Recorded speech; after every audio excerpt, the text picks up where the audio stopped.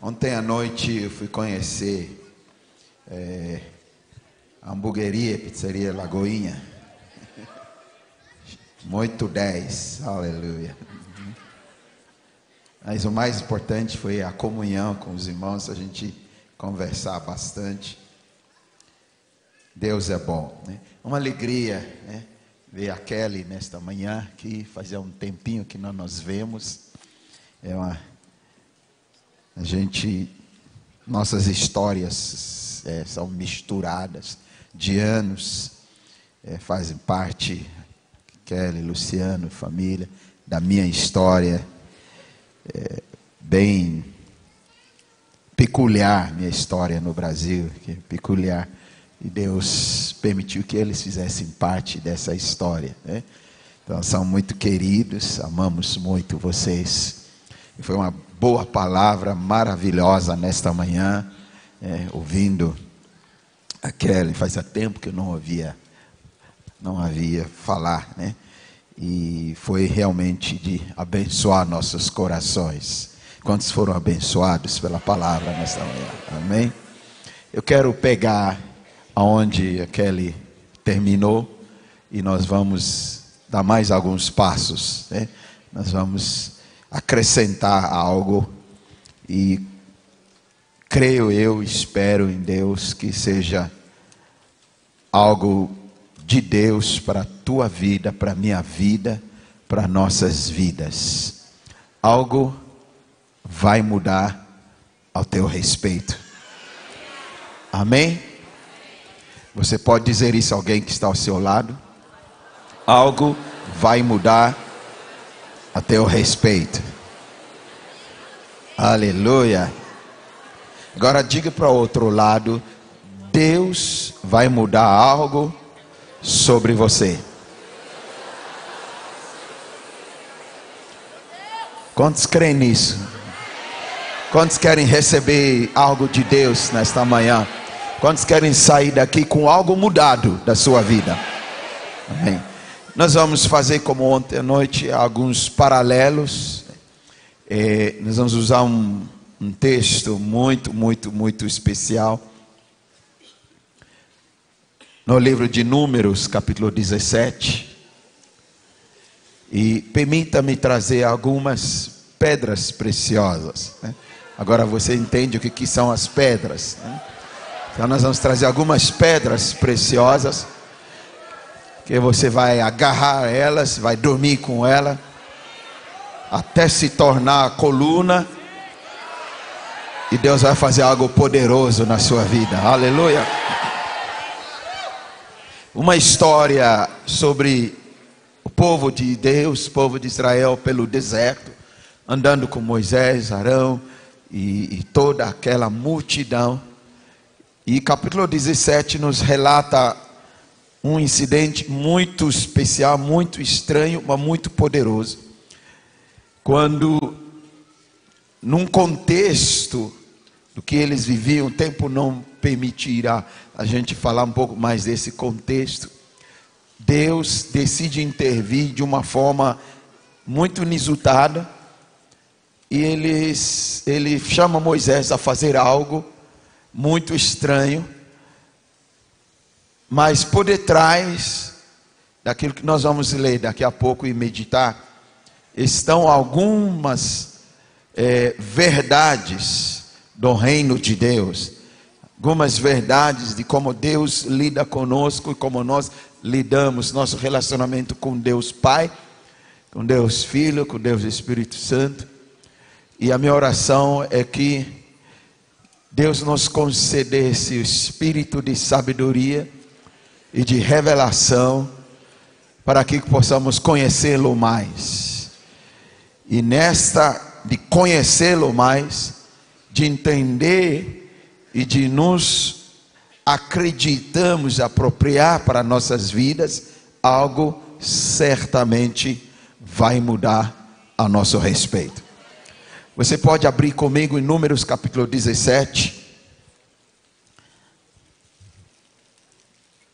Nós vamos ler os primeiros 8 versículos.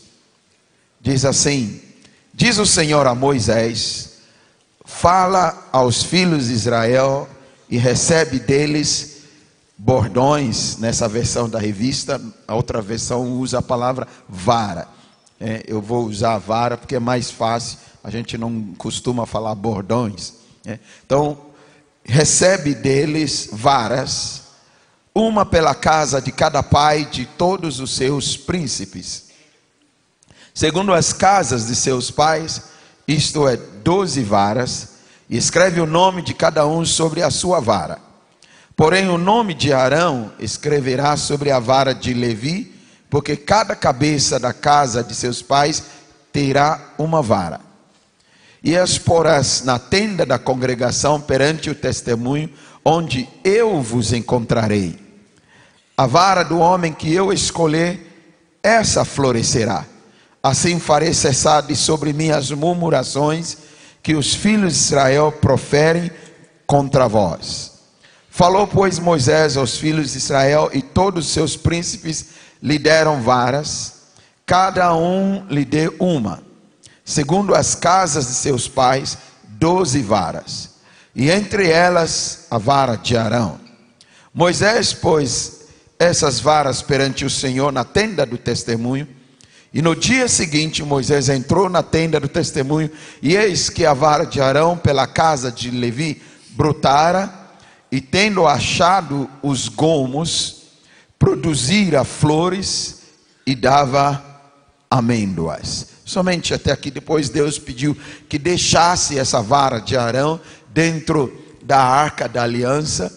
Havia já o pote com o maná e as tábuas da lei, e aí se incluiu a vara de Arão, que serviria como testemunho, como memorial, para todas as gerações. Lembra-se, nós falamos de memorial ontem.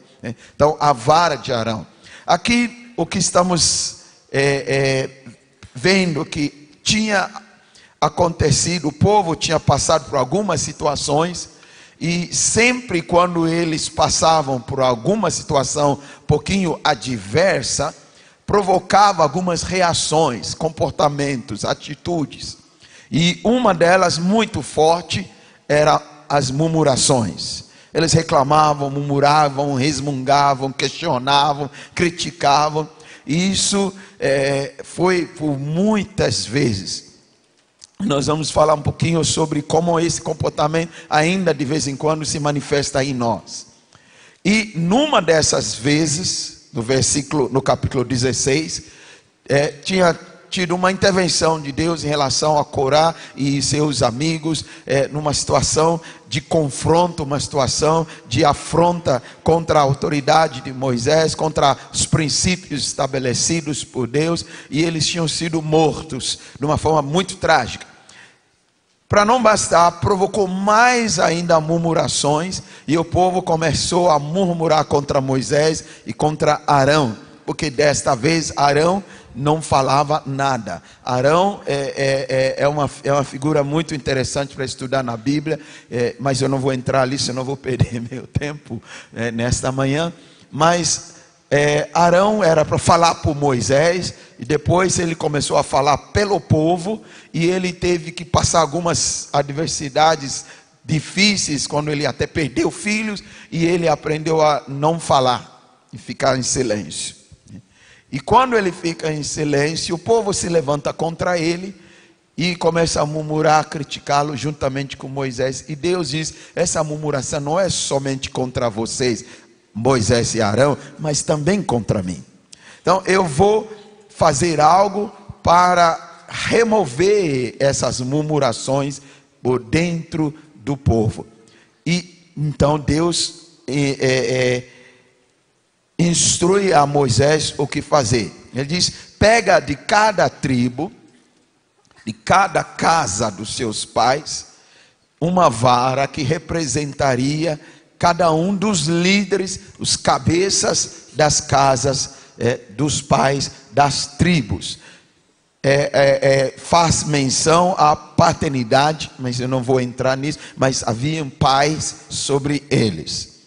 Mas Deus disse: eu quero que traga diante de mim, e entra no tabernáculo e chega até o Santo dos Santos, diante da arca da aliança, diante do trono, dentro do tabernáculo, que também era chamado tenda do testemunho, onde eu me encontro com você, ali, naquele lugar especial, de encontro com Deus, face a face. Deus, Moisés tinha como eu falei, este encontro com Deus em cima do monte. Mas na tenda, o sumo sacerdote podia entrar ali naquele lugar e Deus se manifestava de uma forma, eu não sei como que é, porque a Bíblia não nos descreve, mas havia uma manifestação materializada de Deus ali.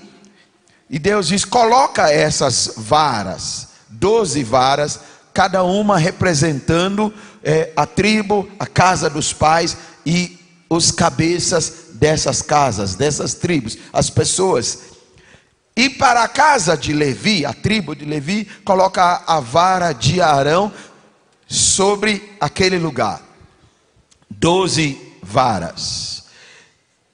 Era um povo que era acostumado a andar com vara, né? Pela profissão deles, eles se tornaram pastores. Então eles trabalhavam com vara. Essa vara, numa extremidade é um cajado, numa outra extremidade é pontada, chamava de vara. Então Moisés tinha a sua vara, que era como um pastor de ovelhas, quando ele ficou foragido do Egito 40 anos, ele casou-se e começou a cuidar dos rebanhos do seu sogro, e ele trabalhava, então andava com um cajado. E aquele povo, Moisés, Arão, todos eles cuidavam. Mais tarde eles eram escravos, quando eles saíram da escravidão, começaram a aprender a cuidar de rebanhos. Então eles andavam com essas varas, os homens.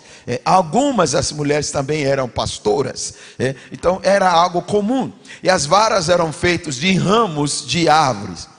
Se limpa, trata o ramo, fica bem esticadinho. Às vezes não tinha a extremidade curvada, mas era usado como cajado e usado como vara. E eles andavam com isso. Lembram-se quando Deus se manifestou a Moisés na sarça ardente, né? Deus fez algum sinal até através da vara de Moisés. Ele diz: joga a sua vara no chão. E Moisés colocou a vara, jogou, e a vara virou uma serpente. E Deus diz: agora pega pela cauda. Ele pegou e aí endireitou-se e virou vara de novo. Quando Arão foi encontrar-se com Moisés, e Moisés explicar a missão, o envio de Deus voltar ao Egito, e que Arão seria o seu porta-voz, que estaria com ele, Arão também tinha a sua vara. E Deus disse para Moisés mostrar esses sinais para Arão. E aí Moisés fez demonstração dos sinais para Arão. E depois Arão teve que usar a vara dele para ver esses mesmos sinais acontecer. Quando você lê sobre as 10 pragas no Egito, os confrontos com o faraó, a maior parte de todos aqueles sinais, a maioria deles foram realizados através da vara de Arão e não de Moisés. Mas a indústria cinematográfica e a mente fértil de nós, os crentes, nós criamos que era a vara de Moisés que fazia tudo aquilo. Mas é a vara de Arão. Era a vara de Arão. Diante de Faraó, no primeiro encontro, Moisés diz para Arão: joga a tua vara. E Arão jogou a vara dele e virou uma serpente. Era a vara de Arão, não era de Moisés. E aí os magos de Faraó também, cada um tinha suas varas e jogaram suas varas. Todas elas viraram serpentes, cobras assim. Tss, tss, tss. E foi lá a serpente que veio da vara de Arão, engoliu todas as outras. Sumiu com todas. E Arão pegou de volta e virou uma vara. Aí eles ficaram assustados. Mas era a vara de Arão. Moisés usou a vara dele quando estavam diante do Mar Vermelho, e Deus diz: marcha. E Moisés não sabia como fazer. Deus disse: então estenda a sua vara e o mar vai se abrir. Até então era só sempre a vara de Arão. E Arão, portanto, tem a sua vara, e Deus diz: traga a vara de Arão, Só que algo interessante, Deus pediu que escrevesse os seus nomes das pessoas que estavam sendo representadas pelas suas varas, que escrevessem seus nomes, cada uma sobre a sua vara, e apresentasse diante. Algumas verdades por detrás disso. Porque naquela época, naquela dispensação, ninguém podia entrar na presença de Deus, senão o sumo sacerdote, uma vez por ano. Eles não podiam. Então algo teria que entrar ali representando-os. E nesse caso específico, eram as varas com os nomes inscritos, representando-os. Mas na nova aliança, na dispensação da graça, nós não precisamos de algo nos representar na presença de Deus. Nós não precisamos de algum objeto para deixar ali na presença de Deus. Nós não precisamos que alguém vá lá no meu lugar me representar. Nós todos podemos nos apresentar diante dele sem representação. Você tem livre acesso à presença dele.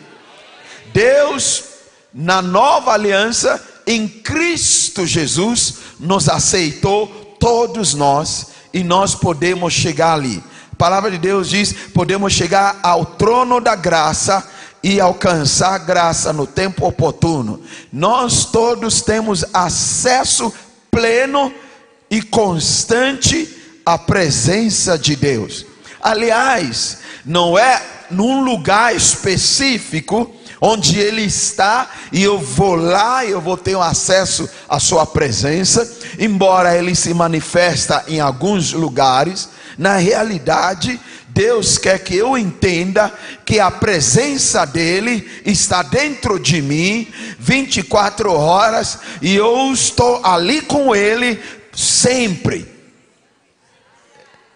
É uma presença muito especial.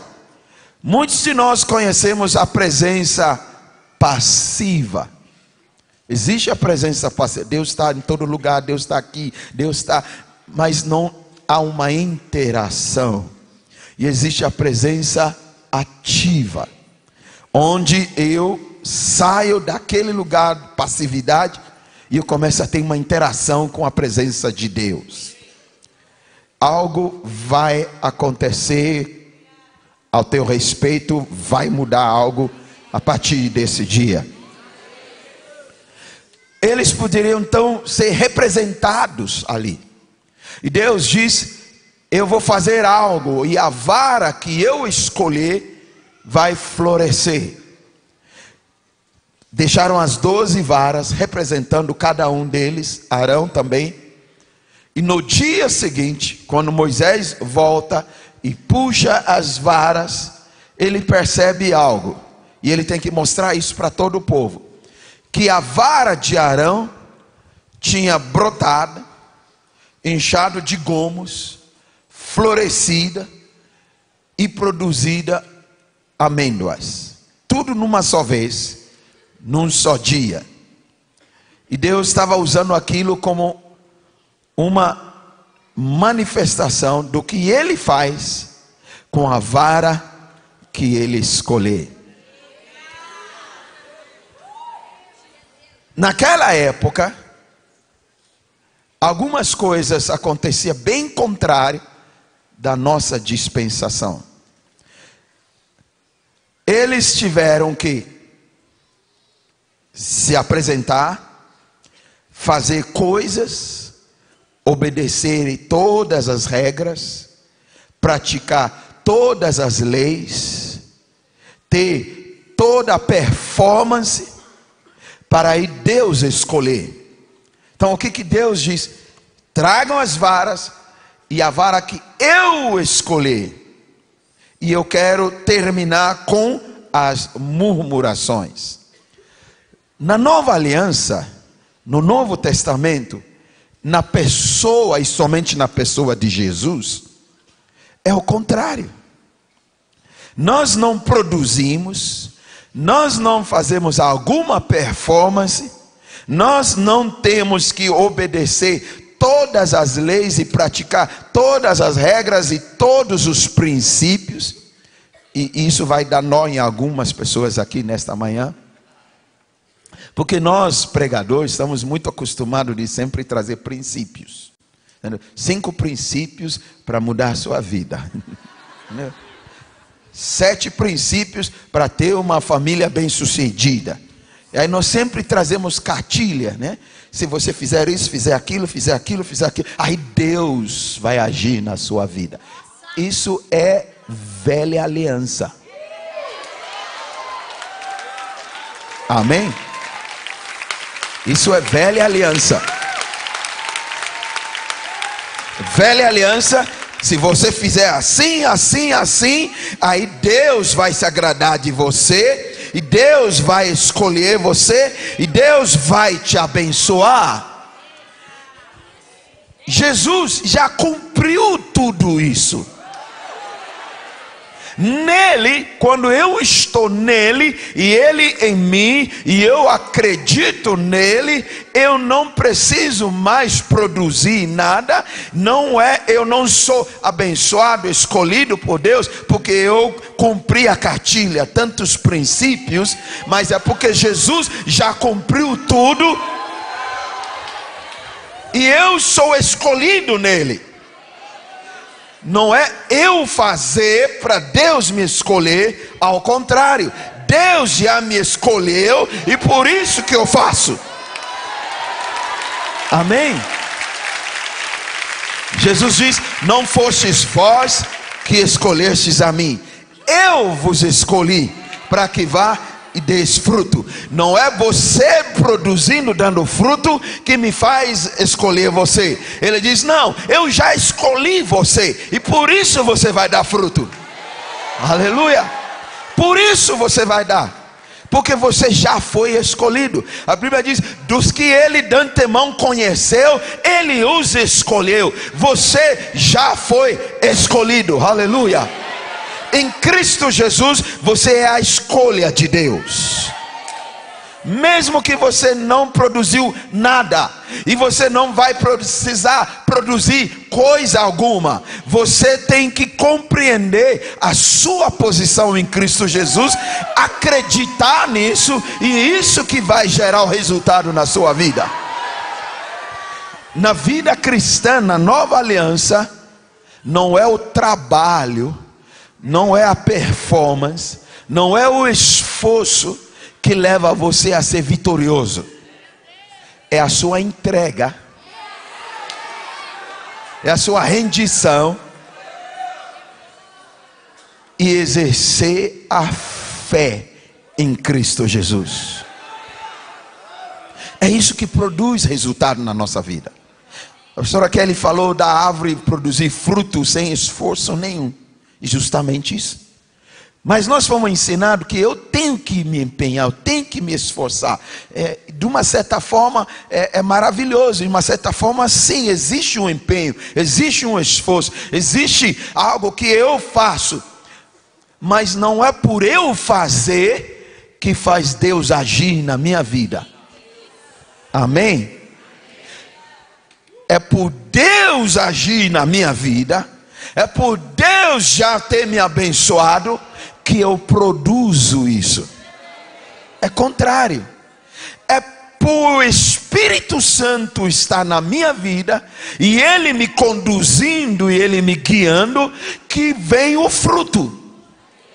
Não é por eu produzir, que aí o Espírito Santo vai agir na minha vida. Você quer ver um exemplo? Efésios 1 diz: já fomos abençoados com toda sorte de bênção nas regiões celestiais. Você já foi abençoado. Diga: eu já fui abençoado. Diga: eu já sou abençoado. Deus já me abençoou. Amém. Sabe o que significa isso? Significa que Deus não está preparando uma bênção para você. Ele está preparando você para a bênção. Aleluia.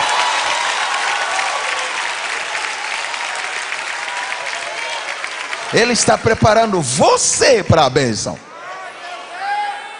Porque nós não recebemos, experimentamos todas as bênçãos de uma só vez.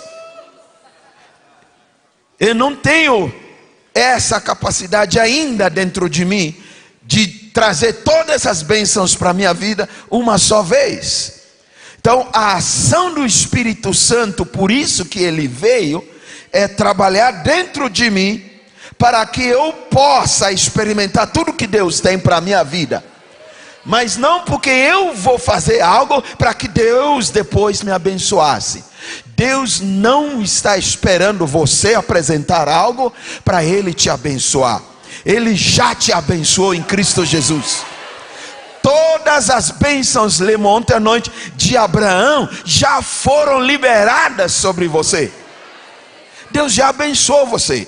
Ele já abençoou suas finanças, Ele já abençoou seu casamento, Ele já abençoou sua vida, toda a sorte de bênção. Só que na minha vivência eu não estou experimentando na plenitude todas essas bênçãos. Mas não é porque agora eu preciso fazer algo para Deus olhar para mim e Ele vai me abençoar. Ao contrário, Deus já me abençoou, e o que eu preciso é entender, ter uma revelação, acreditar e me apropriar para que essa bênção se torne real. Ela já é minha. Você já é abençoado por Deus. Você já é escolhido por Ele.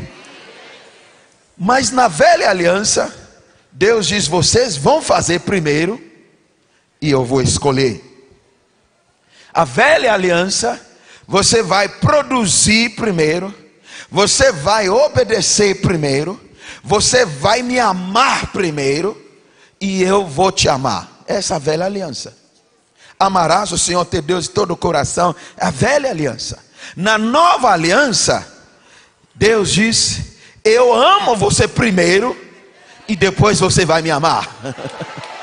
Aleluia. Deus diz: eu te capacito primeiro, e você vai produzir. Deus diz: eu te torno a minha justiça. Você já é aceito primeiro, e depois você vai viver como filho amado. É bem contrário.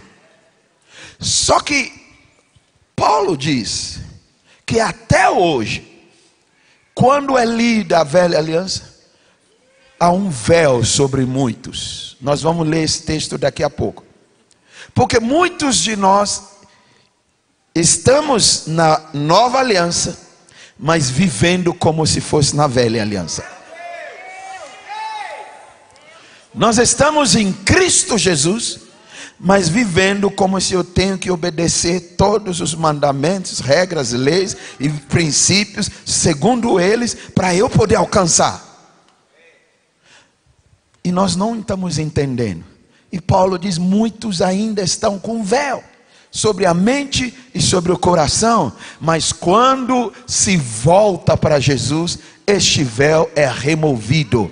E todos nós, com o rosto descoberto, contemplando como num espelho, somos transformados pelo Espírito Santo que nos habita, de glória em glória, porque onde está o Espírito do Senhor, ali há liberdade. Nós vamos aplicar esse texto no final. Mas o que Paulo está dizendo? Que na nova aliança, em Cristo Jesus, na nova criação, vocês vão ter um workshop sobre realidades da nova criação. Na nova criação, existe uma nova ordem. Tudo é novo. É uma nova criação, é uma nova aliança, é um novo mandamento, é uma nova vida, é uma nova natureza. Tudo é novo. Não é mais a natureza pecaminosa que nós carregávamos de Adão. Isso já foi morto em Cristo na cruz. Há uma outra natureza dentro de você. A natureza divina. Pedro diz: Deus nos tornou co-participantes da sua natureza divina. Há uma natureza incorruptível dentro de você. Há uma natureza de santo dentro de você. Deus diz: você já é santo. Eu já te santifiquei pelo sangue do meu filho. Mas muito crente, não, é bom, é verdade, mas eu não sou tão santo. Pois é, eu quero te dizer, você é tão santo como Jesus. Você é tão filho como Jesus. Você é tão justo como Jesus. Porque Ele te fez justo. Ele acreditou, Ele imputou, Ele colocou sobre você a justiça dEle, a santidade dEle, a filiação dEle, e você se tornou como Ele. Só que isso, não estou vivendo isso. E por isso o Espírito Santo vem fazer uma obra dentro de nós. Ele vai me transformando de um degrau de glória para outro degrau de glória. Cada vez mais vou resplandecendo a glória que já é de Jesus, que está dentro de mim. E eu vou me aparecendo cada vez mais com a mesma imagem, Cristo Jesus. Essa é a obra do Espírito Santo dentro de nós. Naquela época não tinha isso. Não tinha essa obra do Espírito Santo. Eles tinham que trazer as varas e deixar ali na presença de Deus. No dia seguinte, a vara que Deus escolher, algo vai acontecer com ela. E Deus estava lidando com murmuração. Só que eu percebo que a murmuração não tem nada a ver com leis, com princípios, com velha aliança, com nova aliança. A murmuração tem a ver com o ser humano, com algumas raízes, alguns fundamentos que temos errado. Então eles murmuravam naquela época, e nós também murmuramos. E a carta aos Hebreus e a carta aos Coríntios diz: eu estou escrevendo vocês para que não caia no mesmo pecado de murmuração. O que é murmuração? Murmuração é resmungar. Murmuração é uma demonstração de insatisfação com algo. Só que nem sempre verbalizamos. Ficar para dentro, resmungão. Essa é a murmuração. É crítica. É insatisfação. É resmungo. Eu não sei porque que Deus não faz comigo. Eu não sei porque que Deus não faz. Olha lá, outro lá saiu com outro emprego. Meu Deus do céu. Eu estou aqui, faz tempo que não vem outro emprego. Estou jejuando, estou orando, eu não ganho esse emprego. E outro lá, olha lá, faz 2 anos que veio ali na Lagoinha, já está cantando lá no púlpito, lá na frente. Eu não estou cantando, faz tempo, eu estou ainda, isso aqui. Outro lá, esses dias começou, já está dando aula, e eu não estou dando aula de nada. Aqui não tem, né? Glória a Deus.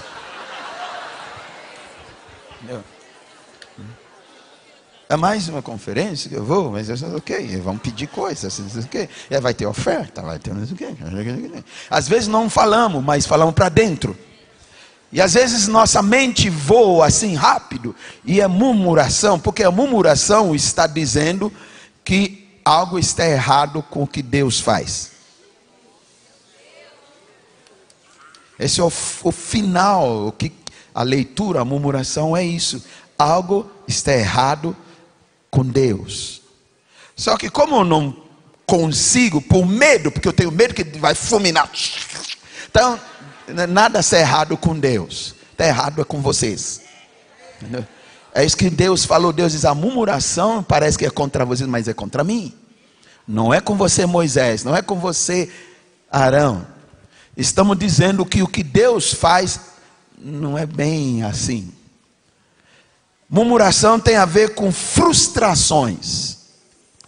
Todos nós já nos frustramos e vamos nos frustrar com algumas coisas.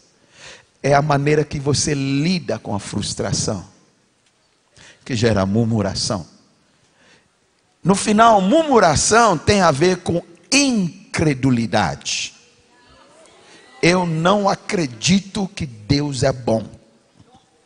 Porque se Deus for tão bom, por que não faz? E aí vem. Deus é bom só para você. Entendeu? Eu não estou acreditando na bondade de Deus. A gente diz, Deus é bom, todo tempo Deus é bom, todo tempo Deus é bom, mas é bom para você, porque para mim é uma incredulidade. Então nós podemos puxar a lista só de uma murmuração, onde que ela chega. E é isso que Deus quer tratar. Porque tanto na velha aliança como na nova, a incredulidade nos impede de experimentar o que Deus tem para nós.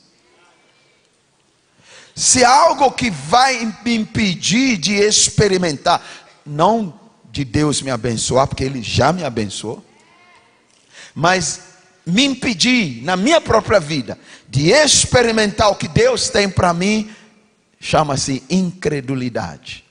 A incredulidade é uma raiz que começa lá desde Adão. Quando Adão não conseguiu acreditar no que Deus diz. É uma raiz.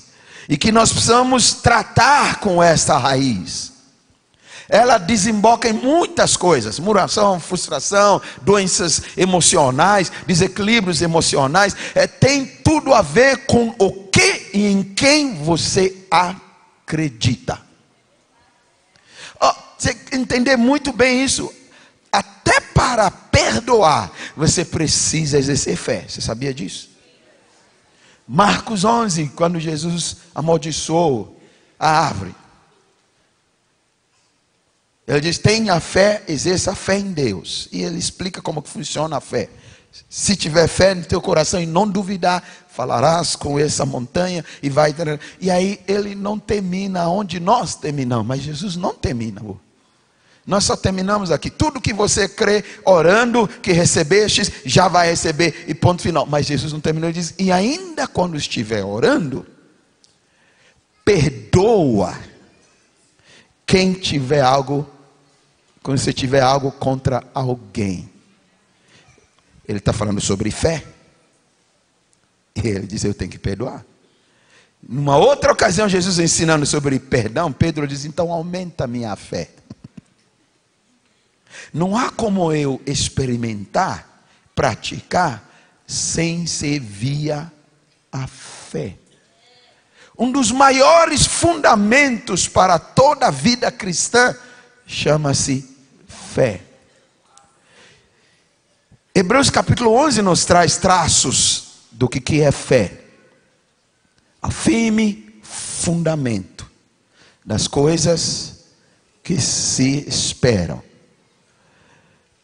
Ele diz, sem fé é impossível agradar a Deus. E quem se aproxima dele precisa crer que ele é Deus e galardoador de todos que o buscam. E o meu justo viverá pela fé. Pela graça sois salvos mediante a fé. Se há algo que precisa desenvolver na minha vida, que eu preciso, se eu tiver que me dedicar, é a minha fé, não a minha performance. Não quantas coisas eu consigo realizar e fazer, princípios para cumprir. Você pode, e eu já ensinei muito isso, muitos anos na minha vida, e eu achava que era. Só que você vai chegar a um ponto que você vai se frustrar. Você vai chegar a um ponto que as coisas não vão funcionar. Parece que está funcionando, mas vai chegar a um ponto que não vão funcionar. Aí entra em crise, aí entra em conflito, e aí murmura. A única coisa que eu preciso trabalhar, se eu tiver que trabalhar, é a minha fé. Paulo diz, eu lutei a boa peleja da fé, guardei a fé, terminei a carreira, e se ficou algo, foi a fé. todas as outras coisas vão passar. Aliás, ele diz que há 3 coisas só que permanecem. Tudo vai passar. Dons vão passar. Só que às vezes a gente parece que gastamos mais tempo com os dons. Ele diz, tem profecia, vai passar. Só que a gente interpreta 1 Coríntios 13 como se fosse, não, é lá no céu. Quando chegar lá no céu, aí passa tudo isso e vai ficar as 3 coisas: a fé, a esperança e amor. Lá no céu você não vai exercer fé. Quem que te diz que é lá no céu? Lá no céu você não vai exercer esperança. Esperança que se vê, Romanos diz, não é mais esperança. Você já viu? Você já chegou lá? Por que você vai exercer esperança? Esperança do quê? Cristo em nós é a esperança da glória. Mas agora já estou lá na plenitude da glória. Não tem mais esperança. Então ele está falando daqui. Ele está falando de maturidade. Ele diz, quando eu era criança, quando eu era menino, eu pensava como menino, eu falava como menino e eu agia como menino. Mas quando eu passei para adulto, maturidade, eu deixei as coisas de meninice e comecei a andar direito como uma pessoa matura. E Paulo diz para alguns, eu não consigo vos escrever como amaduros, eu ainda tenho que vos escrever como meninos na fé, porque ainda há reclamação, porque ainda há questionamento, porque ainda há inveja, porque ainda ele está falando como que nós continuamos sendo crianças na fé. E a maturidade, um crente maduro demonstra pela sua fé, esperança e amor incondicional. Quanto mais você cresce nisso, você está ficando maduro. Não é quanto mais você flui. Eu gosto, eu fluo. Alguém nesta manhã, Deus tocou enquanto estávamos orando, adorando. E você vai conferir isso. Dores nesse lado, no osso, ou nos músculos, na junta, forte, desapareceu. E outros com problemas ósseos, Deus já tocou em você nesta manhã aqui. Mas eu só estou usando esse exemplo, e eu sei porque o Espírito Santo me deu o sinal disso. Que parece que a gente se encanta mais com isso, a gente se dedica mais, eu quero ver isso acontecer. Deixa eu te dizer algo, eu quero te ajudar nessa conferência, como um irmão mais velho, um pouco mais rodado, que já bateu a cabeça em tanta coisa. Você não precisa bater a cabeça. Se você tem que desenvolver algo na sua vida, uma das coisas é o fundamento da fé.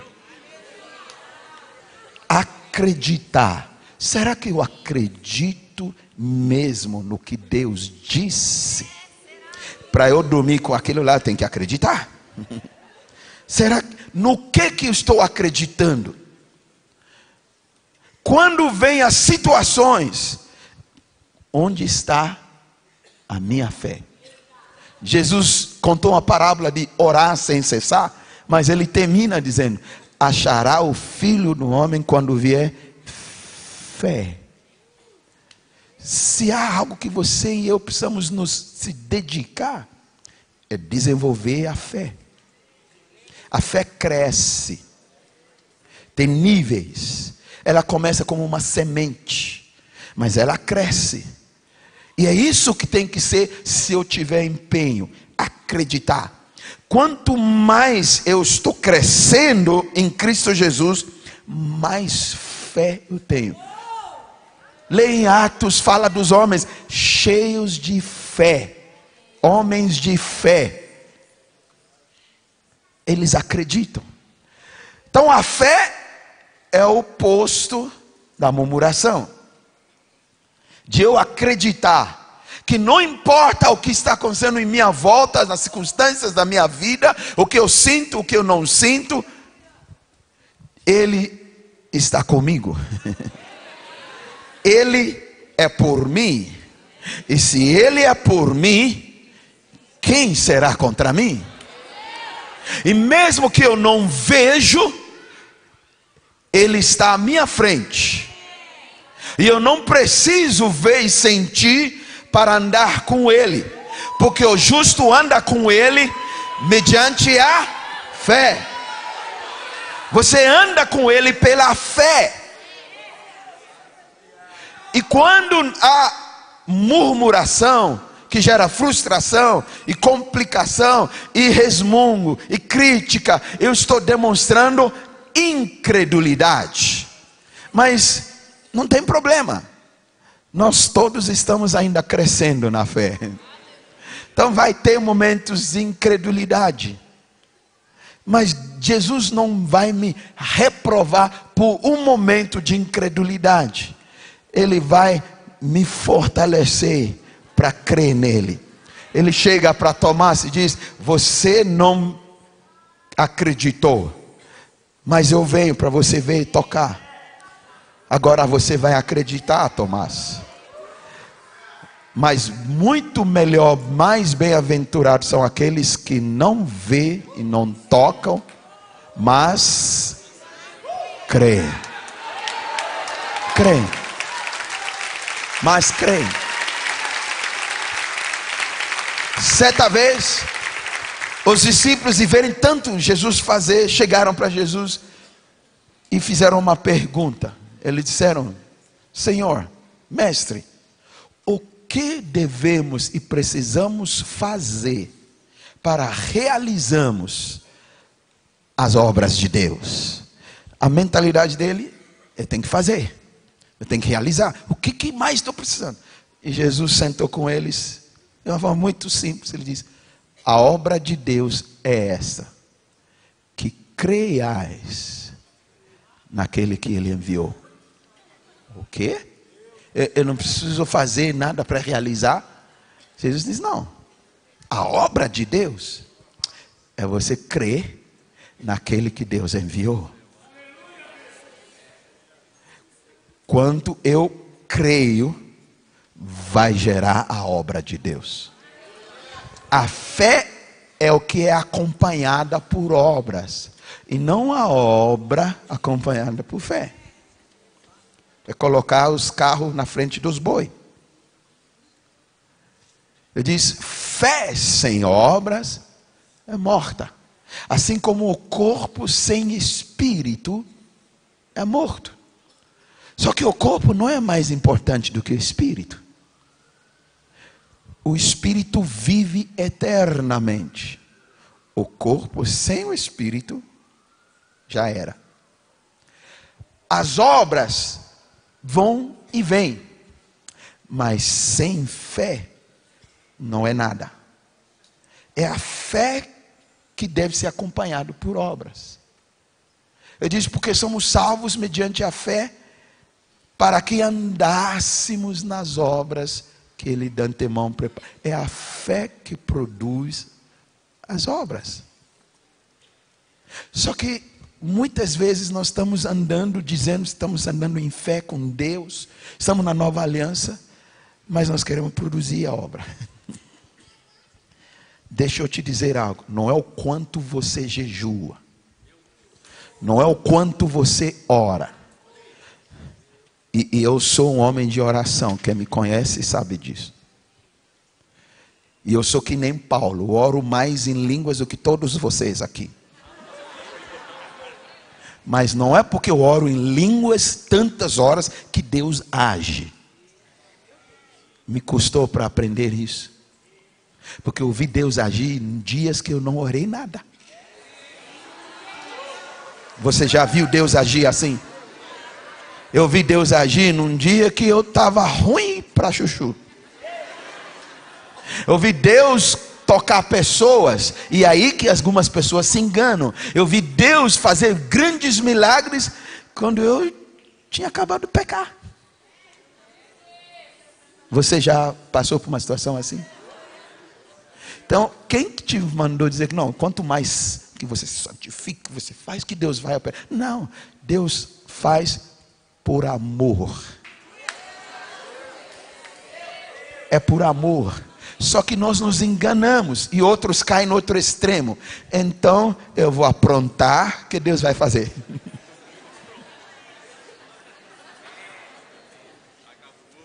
Aí Paulo diz, não é porque tem graça que vamos viver dissolutamente, sem ordem. 12 na Bíblia, muitas vezes fala sobre ordem divina. O número 12, existe uma numerologia bíblica. Número 3 fala de uma ação sobrenatural. No terceiro dia, terceiras vezes, 3 pessoas. Sempre que você vai ver isso na Bíblia, você vai ver acompanhado com uma ação sobrenatural. 5 fala da graça. 5 pedrinhas, 5 pães, fala da graça. 12 fala da ordem divina. Deus diz, traga 12 varas. Existe uma ordem divina. Não porque é a graça de Deus, não porque é amor incondicional, então eu vou andar em desordem. Só que não é o meu andar em ordem que faz Deus me escolher. Isso é velha aliança. Deus diz, a vara que eu escolher, depois que apresentar, eu vou mostrar o que eu faço com a vara que eu escolher. E eu tenho uma boa notícia para você, para mim, para todos nós. Em Cristo Jesus, nós já somos varas escolhidas. Jesus diz, eu sou a videira verdadeira e vós sois. Diga para a pessoa, você é como uma vara. E já foi escolhida. Agora, o que Deus faz com a vara que Ele escolhe? O que Deus faz com a pessoa que Ele escolher? Esse é o mais empolgante desse texto. O que Deus faz com você que Ele já escolheu? Você não é candidato para ser escolhido ainda. Nós não estamos fazendo um desfile para ser escolhido para o próximo nível. Você não está apresentando performance para ser escolhido por Deus escolher você, e Deus vai derramar. Isso era na velha aliança. Deus vinha depois para escolher. Ele vinha depois escolher Davi depois, escolher não sei quem depois. Mas quando você vai para a nova aliança, Ele não está escolhendo, Ele já escolheu. Em Cristo Jesus, Ele não está escolhendo alguém para sentar no trono. Você já está em Cristo Jesus, assentado no trono. A Bíblia diz isso. A Bíblia diz em Efésios 2, nós fomos ressuscitados da nossa morte, dos mortos, dos nossos delitos, e em Cristo Jesus estamos assentados com Ele na glória, acima de todo poder, potestade, principado. Você já está lá. Romanos, Paulo diz, se morremos com Cristo, vivemos também com Ele pela sua ressurreição, e reinamos em vida com Ele. Você já foi escolhido rei, você já foi escolhida rainha. Não é como Esther, que tem que apresentar para ser escolhida. Você já é escolhida.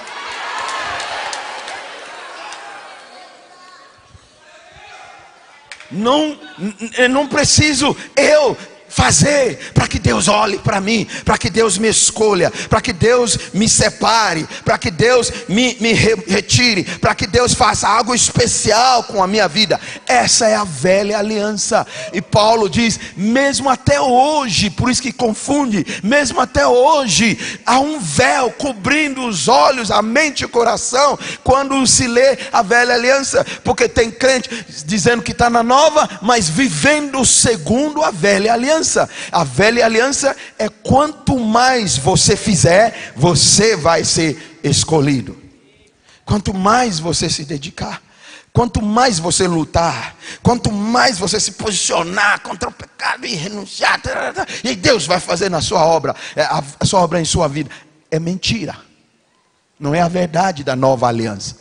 É a verdade da velha. Só que Paulo diz em Romanos: se eu quero viver segundo as leis para alcançar a justiça de Deus, não tem problema.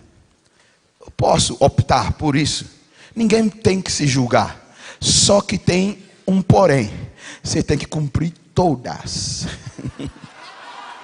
Se faltar em uma, foi para babau. Você tem que cumprir todas. E ele já acrescentou: ninguém consegue cumprir todas, logo ninguém é justificado pela lei. Ele já falou, mas se você quiser, vá em frente. E tem gente que estão fazendo, eu vou à frente, eu estou fazendo, eu estou 5 anos dedicado aqui, eu vou fazer isso aqui, eu vou fazer isso aqui, eu estou fazendo, e vai se frustrar, vai ter crise, vai ter conflito, vai brigar, e vai se frustrar, mas está se esforçando, esforça-te, você vai, se dedica. Nós usamos alguns jargões e parece que nós estamos, estamos sendo espiritual. Não, nós estamos sendo simplesmente carnal, porque a lei é carnal. A lei não pode obedecer à vontade de Deus. É a lei que governa a carne e a mente carnal. Porque a lei do Espírito nos liberta. Pela liberdade Cristo vos libertou. Não vos sujeiteis mais à escravidão. A lei escraviza. Mas em Cristo Jesus somos livres. Somos filhos. Entenda bem. Não é você, é Cristo em você. Não sou eu, é Cristo que vive em mim. Essa é a diferença. Na velha aliança, as leis são externas. Na nova aliança, Cristo Jesus resumiu todas as leis nele. E é interno. E ele diz: eu só deixo um novo mandamento. Quando ele fala assim, ele está dizendo: o velho já não é. E o meu mandamento é esse: ame-se uns aos outros como eu vos amei. É o único mandamento. E se eu praticar este mandamento, eu já estou cumprindo todos. Só que ele diz: eu vou amar com o amor dele, não com o meu amor humano condicional, como eu vos amei. Romanos 5 ele diz: e Deus já derramou o amor dele no meu coração pelo Espírito Santo que em mim habita. Então Deus não está pedindo para eu fazer algo, eu produzir, para Ele derramar. Ele já diz: não, eu já coloquei meu amor dentro de você. Você vai amar com este amor que está dentro de você. Eu já coloquei a minha santidade dentro de você. Você vai andar em santidade com a minha santidade que está em você. Eu já coloquei a minha justiça, aceitação, posição correta dentro de você. E você vai andar nessa justiça com a minha que está dentro de você.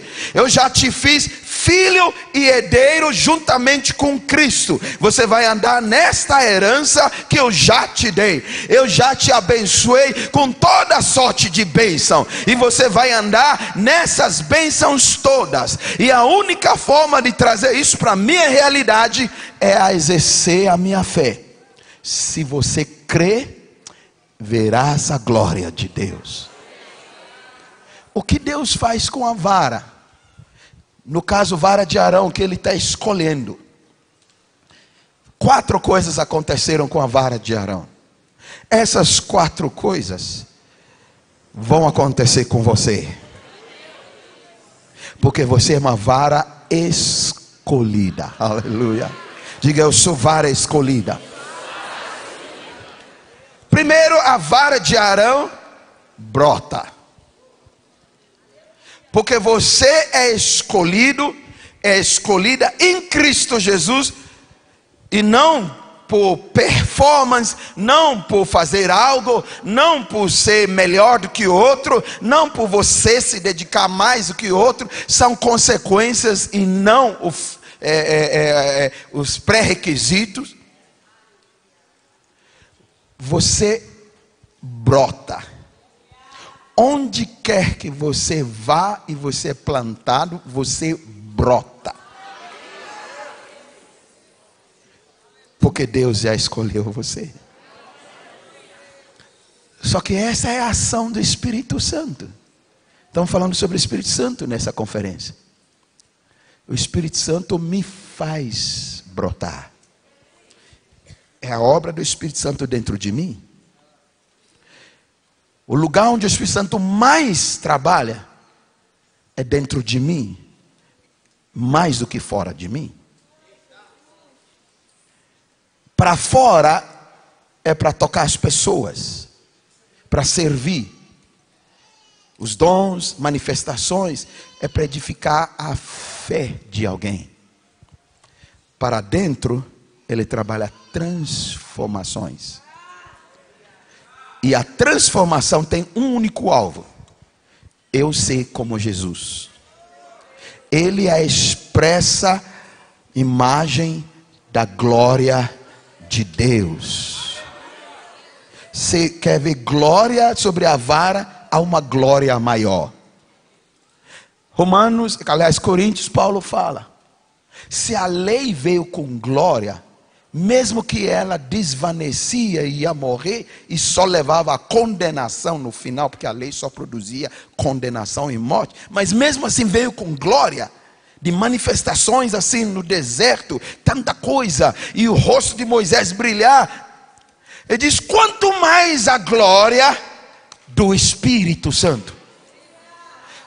Deus colocou o Espírito Santo dele dentro de mim, dentro de você, para gerar a glória maior.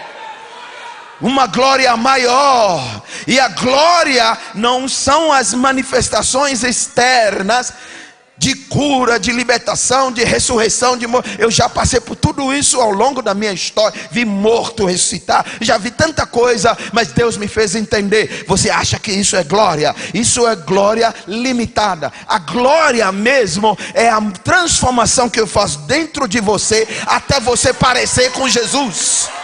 Até você parecer com Jesus. Até você amar como Jesus. Até você lidar com as pessoas como Jesus. Não há maior glória do que essa. Se refletir. Refletimos a sua glória, como a glória do unigênito Filho. Quando você parece mais e mais com Jesus, essa é a glória. Só que isso não acontece uma vez e acabou. Acontece progressivamente, de nível de glória para outro nível de glória, de um nível de glória para outro nível de glória, até ser perfeito, estatura do varão perfeito. Deus quer interesse de ver você ser como Jesus. E nesse processo, ele faz algumas coisas com você. Através do Espírito Santo, faz você brotar. Segunda coisa, encheu-se de gomos. Começa a expandir. Terceira, floresce. Começa a aparecer flores. Em quarto lugar, produz amêndoas. E o que Deus fez? Coloca no showroom. Coloca lá na arca, para todos verem por todas as gerações. Deus quer fazer algo com você, que você se torna a obra-prima dele. Você é o showroom de Deus, para as pessoas verem o que Deus faz com quem ele escolhe. O Espírito Santo faz na vida daquele que tem acesso à presença de Deus. Não porque eu sou especial, não porque eu sou mais esforçado. Sim, eu vou me esforçar, mas não é o pré-requisito, é consequência do que eu já estou estou lá em Cristo Jesus. E isso produz autodisciplina, que é um dos gomos do fruto. Produz domínio próprio, produz amor, produz alegria, produz paz. Mas não porque eu estou me esforçando, mas é porque o Espírito de Deus está tendo ação dentro de mim. E Ele vai quebrando as barreiras, vai quebrando os empecilhos, as amarras. Ele vai removendo os véus. Deus é um Deus que rasga véus. Ele vai rasgando os véus. Quando eu me volto para Ele, o véu é removido. E aí essa frase, onde o Espírito do Senhor está, ali a liberdade. Nós usamos de forma errada, embora é verdadeira, mas de forma errada. Quando nós reunimos aqui, quantos creem que o Espírito Santo está aqui? Então onde o Espírito Santo está, ali a liberdade. A liberdade para pular, para correr. Não é isso que o versículo está dizendo. O versículo está dizendo, quando o Espírito Santo está dentro de você, ele quebra tudo. A liberdade, você é livre. As amarras são removidas e você é transformado. É isso que ele está dizendo. E ele diz: o Espírito é o Senhor. E Ele faz isso dentro de nós.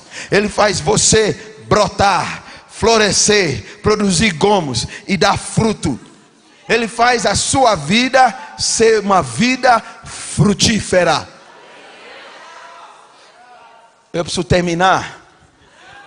Quando Ele usa amêndoas, Ele quer falar algo especial. Por que amêndoas? Aparecer amêndoas sobre a vara de Arão. Deus quer chamar atenção para algo. Poderia ser figo. Se for figo, é outra coisa. Por que amêndoas? Amêndoa na Bíblia é usado como símbolo para algumas coisas. Eu vou dar 3 delas. Primeiro, amêndoa. Deus mandou, quando Moisés foi construir o candeeiro que ia ficar no santo lugar, que teve que encher com azeite, não deixar nunca a lâmpada se apagar. A boca, ou as bocas que ficam as lâmpadas, e a principal haste que passa o óleo, tudo simbologia da ação do Espírito Santo, da unção, do fluir, de nunca apagar a lâmpada, sempre ter luz. Deus diz: faz essas bocais de formato de amêndoa. Quando aparece amêndoa, Deus está fazendo eles lembrar: o que eu faço com a vara escolhida? Eu derramo meu azeite, eu derramo o meu espírito. Ele carrega a lâmpada. A palavra de Deus diz isso em Provérbios: o espírito do homem é a lâmpada de Deus. Deus põe uma lâmpada dentro de você. O que Deus faz com aquele que Ele escolhe? Ele coloca o Espírito do próprio Deus dentro de você. Segunda coisa da amêndoa, Deus dá uma visão para Jeremias no capítulo 1. Nós falamos um pouco disso ontem. Jeremias estava titubeando: será que sou eu? Deus, eu sou pequenininho, eu não posso ser esse profeta para as nações. Eu sou uma criança. Deus, não diga que você é criança, você vai falar o que eu colocar na tua boca. E Deus deu uma visão para Neemias. E Deus perguntou: o que você está vendo, Neemias? Jeremias, aliás. Jeremias diz: eu vejo um cesto cheio de amêndoas. Capítulo 1 de Jeremias. Deus diz: vistes bem, porque eu, Deus, velo sobre a minha palavra para fazê-la cumprir. E Deus usa a figura das amêndoas para dizer: eu tenho um compromisso com o que eu disse e eu vou cumprir. O que Deus faz com a pessoa que Ele escolhe, Ele vai mostrar através de você que Ele é um Deus fiel, que Ele cumpre a sua palavra. É o que Deus está mostrando para Arão. Arão estava no pior momento da vida dele. Todo mundo contra ele. Tinha perdido filhos. Terra abriu, engoliu vivos os filhos. Caiu fogo, queimou eles por comportamento contrário às leis. E ele tem que ficar. Porque nas outras vezes que ele falou, foi pior. Quando ele falou, em vez de falar por Moisés e por Deus, foi o bezerro de ouro. E muita gente morreu. E a outra vez que ele falou, foi lepra sobre Miriam. Agora Arão, no pior dos piores, ele não murmura, ele não reclama. Eu não sei o que está acontecendo comigo. Eu acredito no que Deus diz para a minha vida. E Deus diz: eu velo sobre a minha palavra para cumprir. Terceira aplicação de amêndoas. Naquela região, tinha muitas árvores frutíferas. E uma delas é a amendoeira. Mas a amendoeira é a primeira árvore frutífera que brotava depois do longo e tenebroso inverno. É a primeira. Quando a amendoeira brotava, todo mundo sabia que o inverno tinha acabado. Todo mundo. Nos Estados Unidos, eles têm um bichinho, um animalzinho, que fica lá na cova, lá no buraquinho. E o inverno forte, terrível, inundando tudo o inverno, e neve. E eles vão lá para ver como que é o comportamento do bichinho. O bichinho põe a cabecinha para fora e põe para dentro. O inverno vai continuar rigoroso. O bichinho põe a cabecinha para fora, o focinho, e sai pulando. É televisado nacional. Tem todos os jornais internacionais, CNN, todo mundo. Porque quando o bichinho sai, é notícia de que o inverno está chegando ao fim. No caso deles, é amêndoa.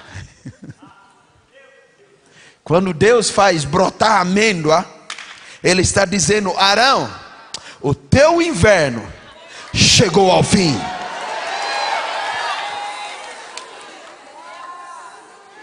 Quando Deus age dentro de mim, o Espírito Santo está me transformando. Ele me faz brotar, produzir gomos, florescer e começar a dar fruto, e o fruto de amêndoas. E Ele está dizendo: meu Espírito está em você, minha unção está sobre você, vai te levar de níveis de glória em glória, vai te rompendo, e você vai andar em vitória, não por tua causa, não pelo teu esforço, mas pelo meu Espírito em você. E Ele está dizendo: e eu vou cumprir o que eu disse a teu respeito, não porque você é bom, mas é porque eu fiz uma nova aliança, e esta aliança jamais pode ser quebrada enquanto você estiver em Jesus e Jesus estiver em você.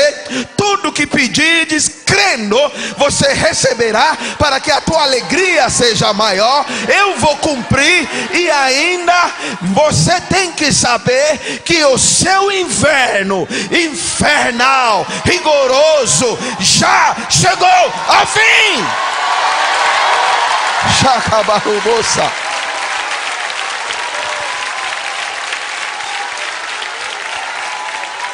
Deixa eu explicar isso e vamos terminar. Paulo diz nas suas cartas: sofremos no exterior perseguições, naufrágios, lutas, tribulações, tido como morto várias vezes, mas nada disso nos destrói. Nós não desistimos, não desesperamos, não ficamos esquecidos, não ficamos abandonados, e tudo isso vai correndo e nós corroemos no exterior, mas dentro de nós, no nosso interior, nós somos renovados dia a dia, mais glorioso. Não tem inverno no interior daquele que o Espírito do Senhor está dentro de você. O inverno acabou. Não tem mais inverno. Só que, pastor, como que eu vivo isso na minha vida? Como que eu vivo isso? Fundamento da fé.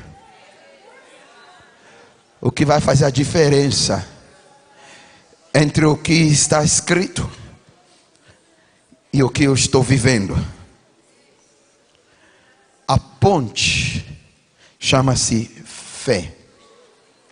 Só que essa fé não é uma presunção humana, não é uma força de mente positiva, é fé bíblica. E até esta fé não vem de mim, Deus coloca dentro de mim. Em Romanos ele diz que Deus já colocou em cada um de nós a medida da fé. Em Romanos ele diz: e a fé vem por ouvir, e ouvir o que Deus diz. Em Gálatas ele diz: e quando veio a fé, nós saímos debaixo da lei de escravos e passamos a ser filhos de Abraão, porque veio a fé. Só que Paulo está chamando esta fé que veio de uma pessoa chamada Jesus. Ele é a fé. No momento que você recebe, a fé de Deus está dentro de você. Agora eu preciso deixar essa fé tomar-me, dominar-me, crescer, influenciar-me.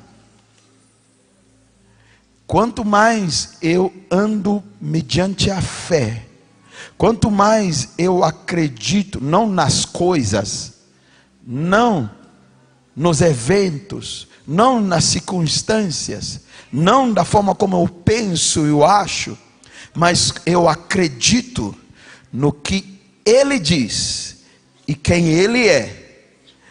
Quanto mais eu experimento o que Ele diz e quem Ele é na minha vida, o que me faz receber é pela fé.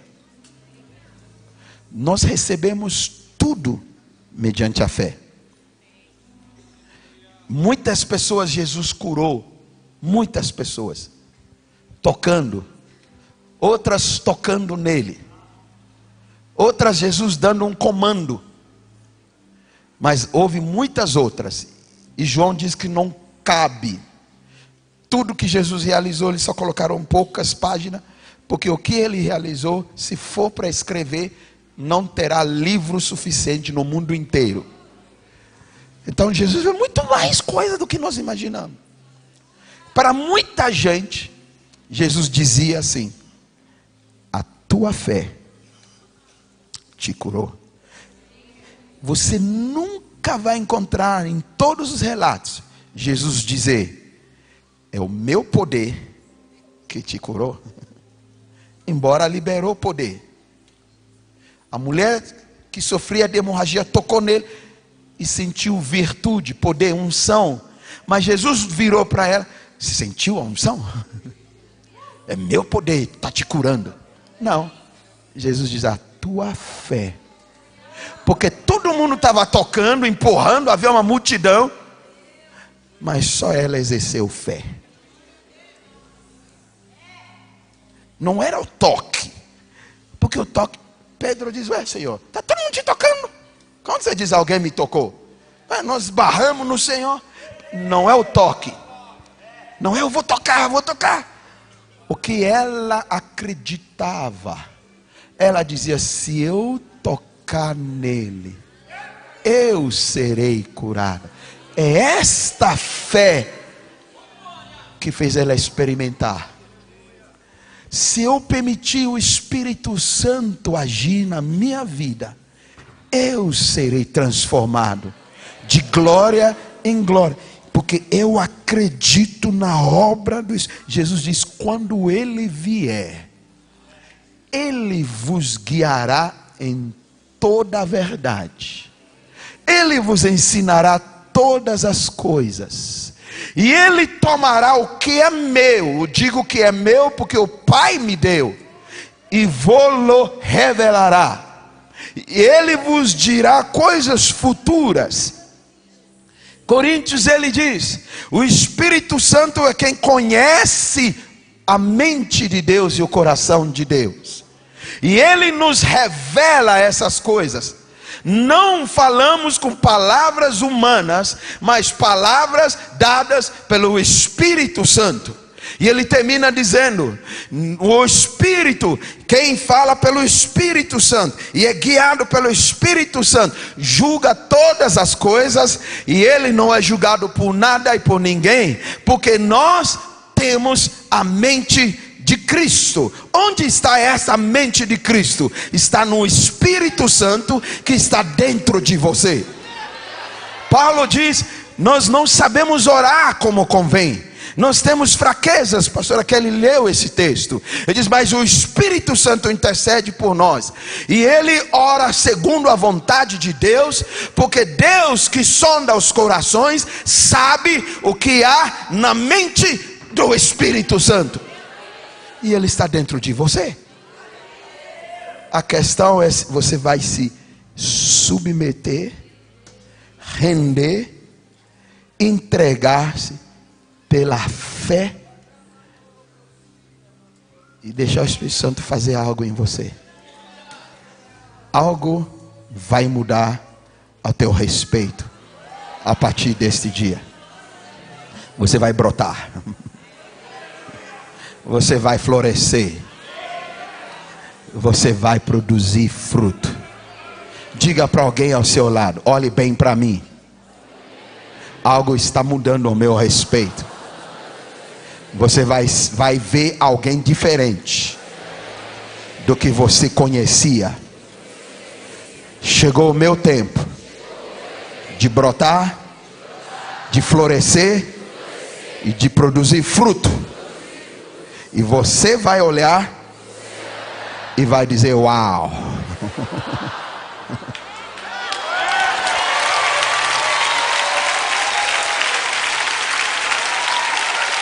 Aleluia! Deus diz: eu quero mostrar o que eu faço com aquela vara que eu escolhi. Deus quer mostrar no seu showroom o que Ele faz em você, que é escolhido por Ele através da ação do Espírito Santo. Ele transforma você de um grau de glória para outro degrau de glória, e mais ainda, mais glória, mais brilho, mais resplandecer, mais resplendor, mais honra, mais amor, mais graça, mais parecido com Jesus, mais e mais e mais pelo Espírito que está dentro de você. Porque Ele já te escolheu, Ele colocou o Espírito dele. Você é escolhido através de Cristo Jesus. Vamos colocar-nos em pé.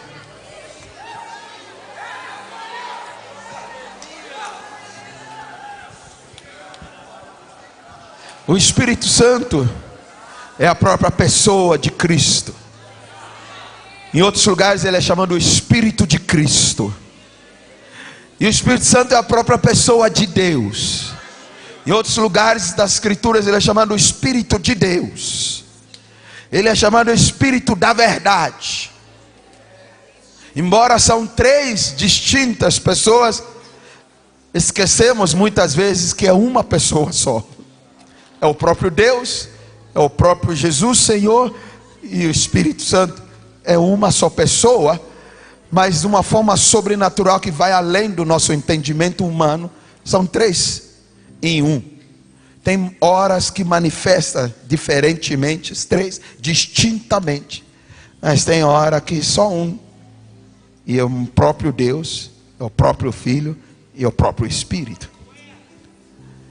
É o que Deus faz com a pessoa que Ele escolhe. Você já é escolhido por causa de Jesus. Isso não vem de vós. Não é obra humana que produzir.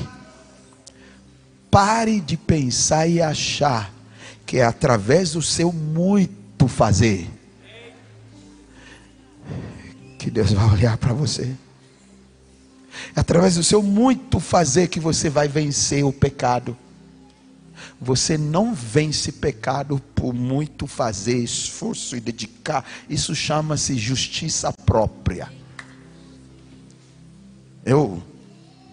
Você vence o pecado quando você acredita que Jesus se fez pecado no seu lugar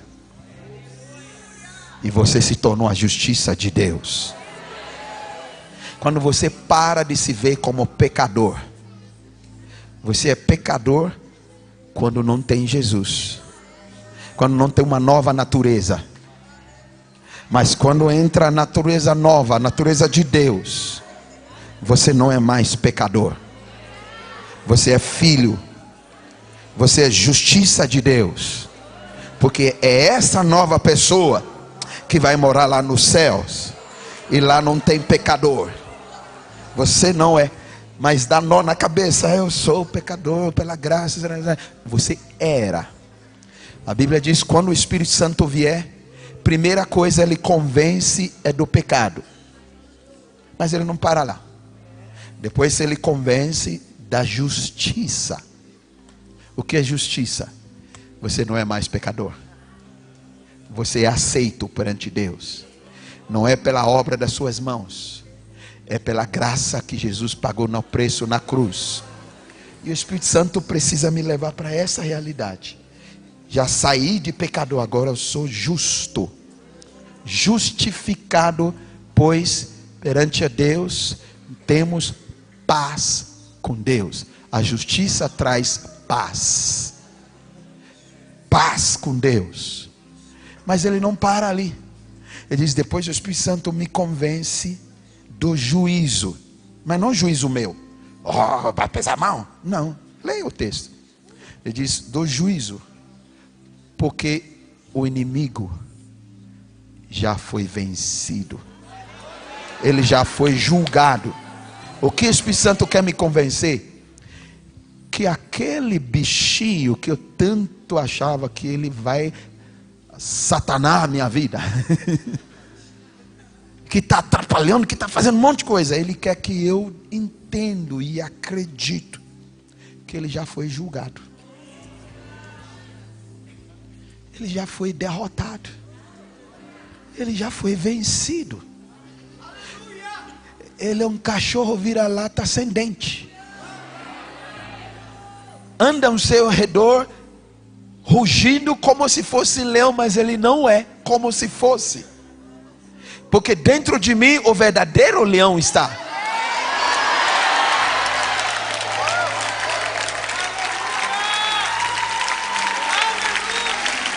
Aleluia.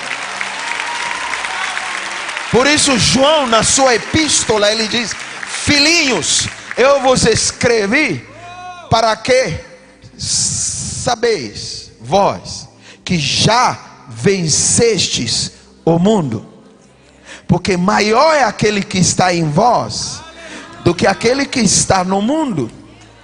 Eu escrevo para que não pequeis, mas se pecar, você tem um advogado junto ao Pai. Mas eu quero que você entenda antes disso, que você já venceu. Porque o Cristo que está em você, Ele é vencedor. Então você pode vencer o pecado, mas não porque você está se esforçando para vencer o pecado, mas é porque você está acreditando que você é justo. É porque você está acreditando que você é santo. É porque você está acreditando que o Espírito Santo mora em você. Porque você está acreditando que é maior aquele que está aqui do que está no mundo. E quanto mais eu acredito nisso, e eu declaro isso, e eu me posiciono isso, eu vou experimentar isso. E o pecado não tem mais domínio sobre você. Mas ao contrário, a gente tenta vencer aquele pecado. Essa é a velha aliança. A velha aliança você tem que sempre fazer. Você tem que sacrificar algo para poder ter perdão. Você tem que matar um animal todo dia. Você tem que fazer. Na nova aliança, já foi o sacrifício uma vez por todas. Ninguém vai oferecer mais sacrifício, não.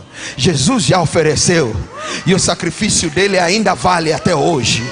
Uma vez por todas, eu já fui perdoado de todos os meus pecados, passados, presentes e futuros. Ele já fez provisão, e o pecado não vai me dominar. A mentira do diabo que me faz submeter-me à escravidão do pecado. Eu sou livre. Onde há o Espírito de Deus, há liberdade. O pecado não me domina. Você é livre. E o Espírito Santo vai te gerando glória dentro de você. De glória em glória. Isso é o que Deus faz com a vara que Ele escolhe. Mas Ele não está esperando para ver quem que vai ser apto para ser escolhido a vara. Eu vou escolher fulano que eu vou manifestar minhas bênçãos na vida dele. Não. Deus já derramou toda a sorte de bênção. Ele quer fazer algo dentro de você que te prepara para o nível maior de bênção. Porque Ele já abençoou. Você pode levantar suas mãos ao Senhor nesta tarde, início da tarde. A vida cristã vitoriosa não é quanto o trabalho, meu esforço, minha performance, minha dedicação, meu labor, meu labutar, mas sim o quanto eu me entrego em fé, o quanto eu acredito, o quanto eu me rendo. A Bíblia diz que quem tem fé entra no descanso do Senhor. E quando ele entra no descanso, ele cessa de trabalhar. Não tem como eu exercer fé e descansar no Senhor e trabalhar. São duas coisas opostas. E se eu estou trabalhando, é porque eu não entrei no descanso, que é o propósito da fé. A fé não me faz ficar sentado, cruzar os pés, cruzar os braços, não faço mais nada. Não. Ela gera descanso aqui. Não é eu produzir, o que Ele produz aqui dentro. Então, a carta aos Hebreus diz: ainda resta um descanso para o povo de Deus, que eles no velho não entraram, por causa da incredulidade. Portanto, tenha cuidado de não passar pelas mesmas coisas que eles passaram. Porque a mesma palavra que vos é pregado foi lhes pregado, mas não receberam e nem misturaram com fé. Portanto, tenham cuidado de não receber e fazer as coisas sem acreditar. Porque ainda Deus quer te colocar num lugar de descanso nele, onde cessa o seu trabalho e você desfruta o que Ele já trabalhou. Algo vai mudar a teu respeito. Levante suas mãos ao Senhor, feche seus olhos, se renda ao Espírito Santo, se entregue, decida viver na nova aliança, na nova criação, na nova natureza, no novo mandamento, na nova vida, despojar-se do velho e se revestir do novo, que é criado segundo a imagem de Cristo. Essa é a ação do Espírito Santo dentro de você. Decida se render ao Espírito Santo. Ele veio fazer algo maravilhoso dentro de você. Mais do que fora, é dentro. Ele quer te transformar de um nível de glória para outro nível de glória. Isso é o que Deus faz com o homem que Ele escolhe. E em Cristo você já é escolhido. Senhor, nós te louvamos nesta hora. Nós te bendizemos porque Tu és bom. A Tua bondade e a Tua misericórdia nos acompanham e nos seguem todos os dias. Perdoa-nos as nossas murmurações, nossas reclamações, nossas resmungões, nossas insatisfações, nossas rebeliões ocultas, secretas lá dentro. Na realidade, perdoa-nos a nossa incredulidade. E nós nos rendemos ao Teu Espírito, o Espírito que vivifica a palavra, e ela deixa de ser letra, passa a ser vida. E essa vida em nós produz vida, transformação. O Senhor quer manifestar a Sua glória em nós, glória sobre glória. A Tua palavra diz que a glória da última casa é maior do que a primeira.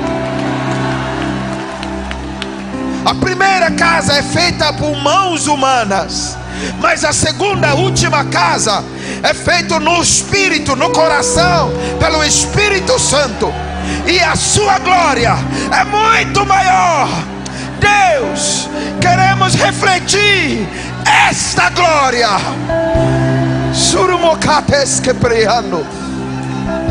Oh Espírito de Deus, Tu tens liberdade para fazer algo novo em nós, levar-nos para um novo nível, novo patamar, um novo nível, um novo degrau de transformação, de glória.